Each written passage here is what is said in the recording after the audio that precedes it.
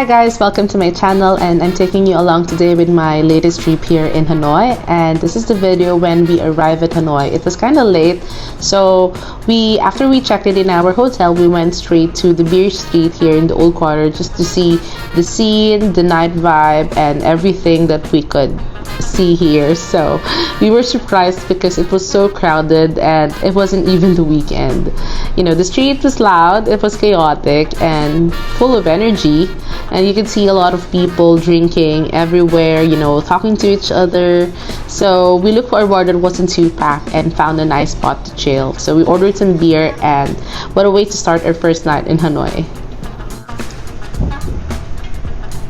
For our second day, we actually don't have a planned itinerary, so we just went to Kong Cafe to plan first what are we gonna do for the whole day. So we both decided to go to Dongsuan Market. So this is a place where you can buy a lot of things, actually not just pasalubong but a lot of things. This is like a 168 in Manila, Tutuban, ganyan. So it was a very fun day. So our first day was really meant for shopping. So we went to Trainer Street and other streets then that you can shop. So it was a fun and tiring first day.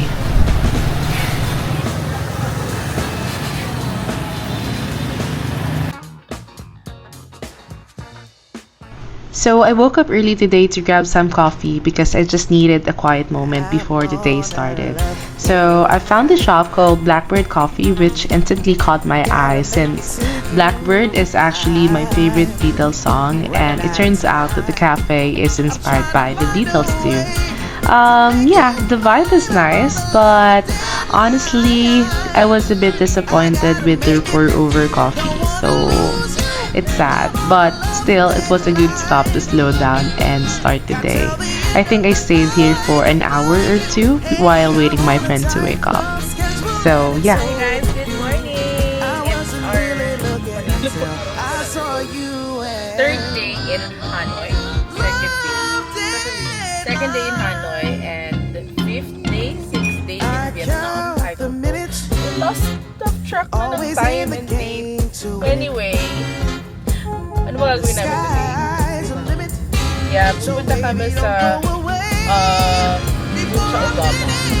Doon lang kumain si Obama at si Anthony. So we will try that. And then, yung mga tourist spot kami. Yun lang. I need to get to you before the end of the day. I'm on a love deadline. I need to make it before I lose you. Wow, so good. Till the end of the night. Thank you.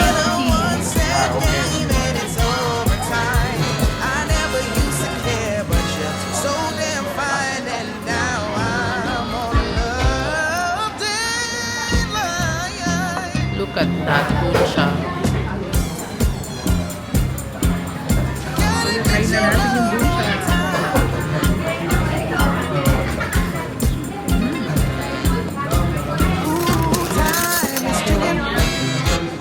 Always been a bit too pretty. And love is tricky, but baby, you're on my list. So we're now in the train street, and we are now on the south wing of the train street, and we have contacted actually a cafe owner.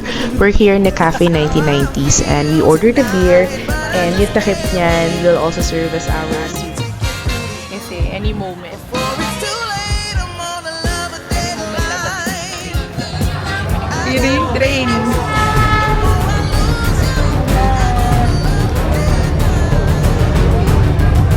Oh my God.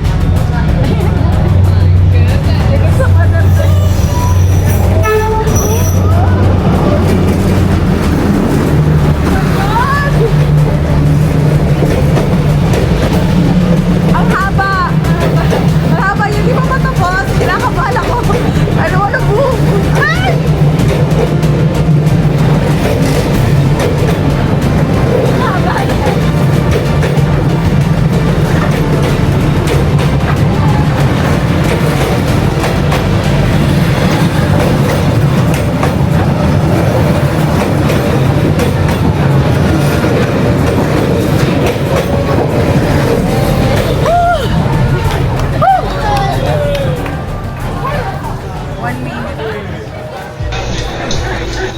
And for our breakfast, we had this. This is what you call soy. I had this one in Saigon, and this is my favorite. It's actually a rice with a lot of toppings, and wala akong masabi, sobrang sarap niya talaga. Sobrang sulit siya.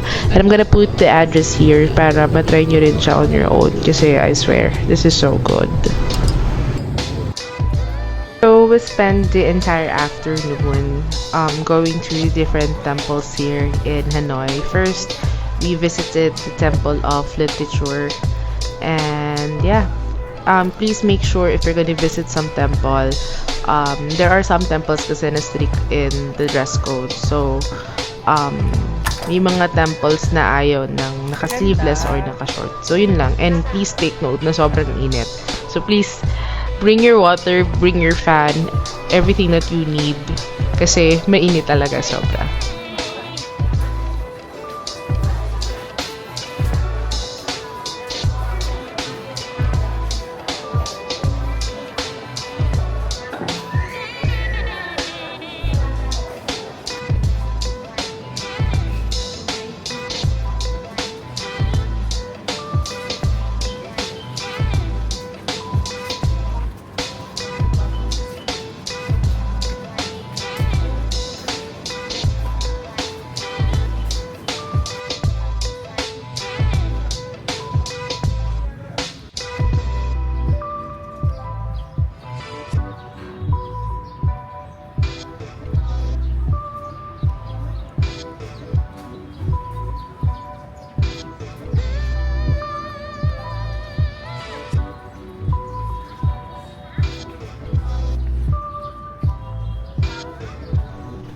I wasn't able to film everything kasi sobrang init. So, I will just give you the itinerary on the description sa mga pinuntahan namin na temples and other itinerary.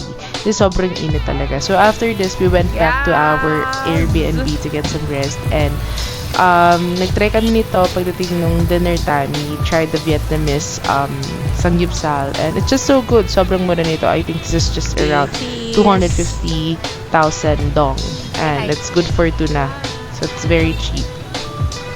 Sasagip kami, ala Vietnamese. Ano Vietnamese?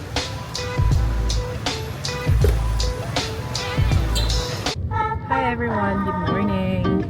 This is our days. So now, today is July 14, and it's a Monday. And 1 week na kami dito sa Vietnam. And ilang days na pa tayo sa Hanoi. Alam din.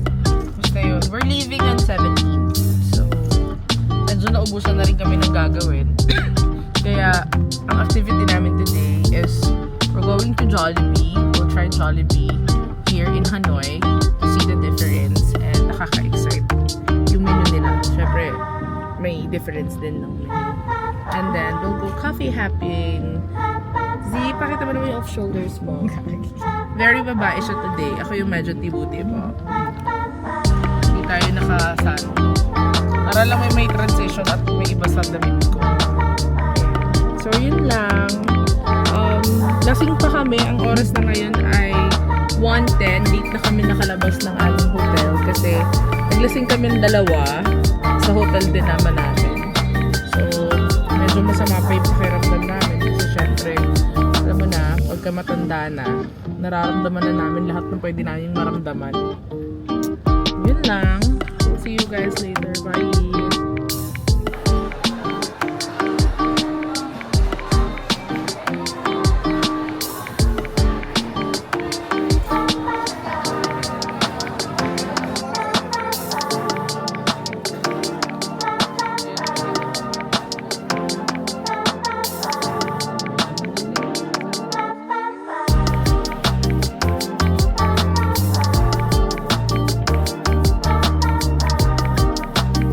So, yun na nga, kumakain na kami, and hindi masyadong happy kasi walang gravy.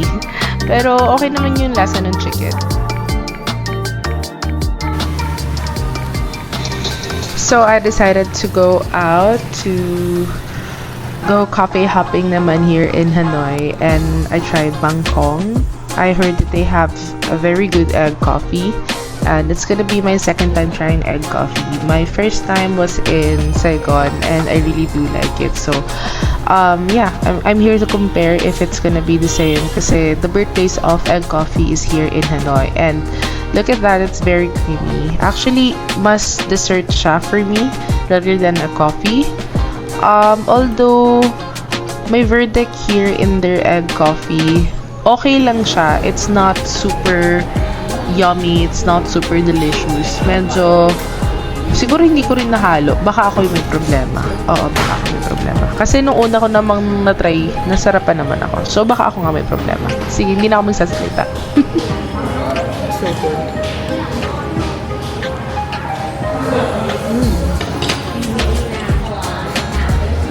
Para siyang dessert. I tried here in Jiao Mua. Mua Mua Chup Chup. Eme. So, yeah. Actually, sikat to siya sa TikTok kasi ang ganda nung itsura ng cafe. Very aesthetic and very unique kasi nga para siyang The Hobbit yung style, no? So, I got curious and I went there. I checked the cafe, yung inside ng cafe. But of course, I ordered first.